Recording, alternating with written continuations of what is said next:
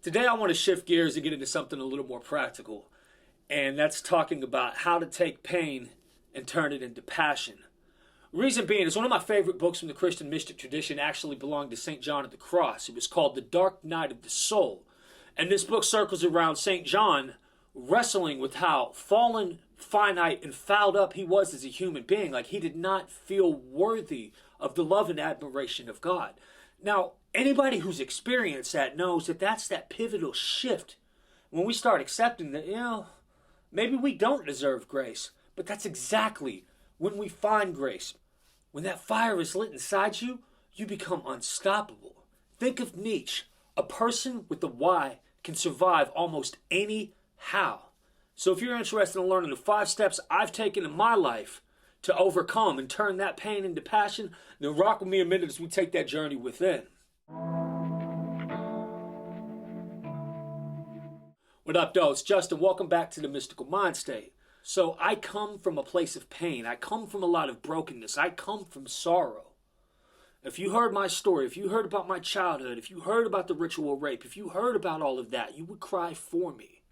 But I'm not bitter anymore. I'm not upset. I spent that 20 years in the desert just lost, acting up, doing what every ghetto child does when they get into that kind of situation. We all act out. Like a lot of us have done things that we're just not proud of.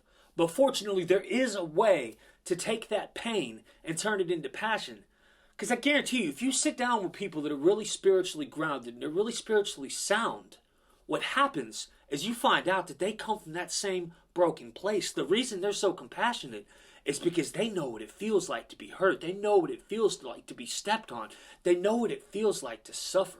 So here's a quick overview. Number 1 is acceptance. Number 2, forgiveness. Number 3, release. Number 4, clarity. And number 5, action. Because if you're not applying it, then what is the point of learning a spiritual path? What is the point of even studying into this? A tree is known by the fruit it produces. Remember that. So step 1 was really difficult. I have to get very personal here because acceptance for me probably didn't look like it looks for you. The mysticalmindstate.com was really born inside the penitentiary. Like, my spiritual awakening happened when I was in Lew Sterrett. I was on the Knopf Tower, like in the ag tank, facing life in prison. I got aggravated assault with a deadly weapon. That's the new way that Texas law categorizes attempted capital murder, right? And I deserved that. I deserved to be there. I absolutely did the things that they said that I did. And the first offer they gave me was 40 years.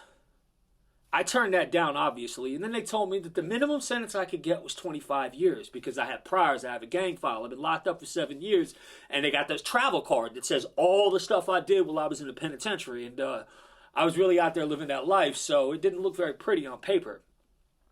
So I go back to my cell and I pray, but I don't pray for me. I didn't do the foxhole prayer. I looked at God and I was just like, dude, I screwed up. I absolutely deserve to be here. So I prayed over my family. I prayed that my parents would forgive themselves and not blame themselves and understand that, like, my pain was my pain and it wasn't anything that they necessarily did. It was something that I had to work out on my own. I prayed over my daughter. I prayed that there would be a wall put up between the generational trauma, like that epigenetics wasn't going to fire like when I was absent most of her life. I didn't pray she'd come and see me. I didn't pray she'd forgive me. I prayed that she would be okay and that she would be guided towards self-love and healing and all of those things that I had been missing in my life. I prayed it over other people. What happened is I accepted where I was at. I accepted my part of the story. I accepted the role I was playing in this macabre play that was happening around me. Obviously, I didn't get 25 years because the miraculous happened and I got sent to a prison rehab. I hated that program. I hated being in that place. I hated the daycare mentality that they had. But at the same time, it didn't matter because now I'm writing. Now I'm taking what I used to do lyrically and I'm writing these blog posts and I have this vision. I'm going to go serve God. I'm going to go do this, right? Because I had accepted who I was able to start developing the clarity of vision that I needed to get to where I was going.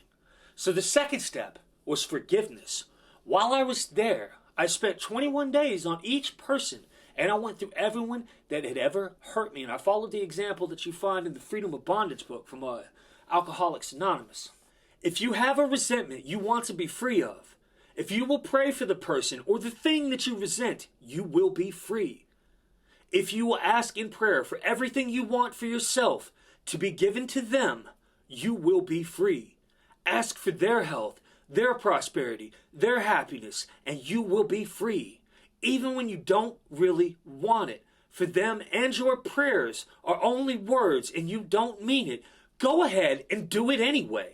Do it every day for 2 to 3 weeks and you will find you have come to mean it and you want it for them. And you will realize that where you used to feel bitterness and resentment and hatred, you now feel compassionate, understanding, and love. Yo, man, I'm not going to lie. Like, some of these people, the best I could do at first was, I hope they don't get hit by a bus today. If that's where you're at, then, accept it. Just do that. But as you start letting go, and as you start getting rid of that resentment, we start getting rid of that thing that's poisoning you, that shift starts to happen. When you start showing love and mercy, mercy and love come back to you. You become a vessel that's channeling that into the lives of the people around you. That is freedom. Another quote from that book that I really like is, the only real freedom a human being can ever know is doing what you ought to do because you want to do it. You feel what I'm saying here? This is really powerful. Like, this was actually my wife's copy, right? I'm not going to put her last name on there because her and her family and me aren't exactly cool these days. She died, and I get to carry a lot of that with me because, unfortunately, I was part of the problem. We were getting high together, you know what I mean, out there living that life. So it is what it is, but at the same time, like, if those things had never happened to me, I wouldn't be here before you having this conversation. I wouldn't be telling you about life and love and the grace that is afforded to all of us, right? Without struggle, there is no growth. The next step is release. Let go and let God. I don't know what that looks like for people in the secular community, but I'm pretty sure it's the same. Write down the person that you used to be. Write down everything that you've been resentful for. Like, if you have a sponsor, like, you already know what step this is. You're about to do the 5th step, homie. Good for you. But if you don't have resources like that, if you don't have that, if that's not a part of your life, you're not in a church community, then like a really, really simple way to do that is write down everything that you don't like about yourself, everything you want to let go of. And then when you're done with that letter, you can either burn it and let it go, make a ritual out of it that way, or you can drop it in a stream and release it into the wild and surrender it, turn it over, put away the new man, step into who you are becoming, right? It's really not rocket science. I prayed over this for about 21 days, and I still pray over it sometimes when those old thoughts and those old resentments and those old habits start to rear their head, and I want to get high again. I want to hit the effort switch and just go out there and wild out and start robbing people and selling dope and doing all that dumb stuff. I stop. I come into myself, put away the old man, and I release it. So it's a constant battle. None of this is like a quick one and done. Let's move on to the next thing. I got it. Yeah, This takes slow, progressive growth. It becomes a manner of living, though, and that's the important thing. You got to apply what you learned.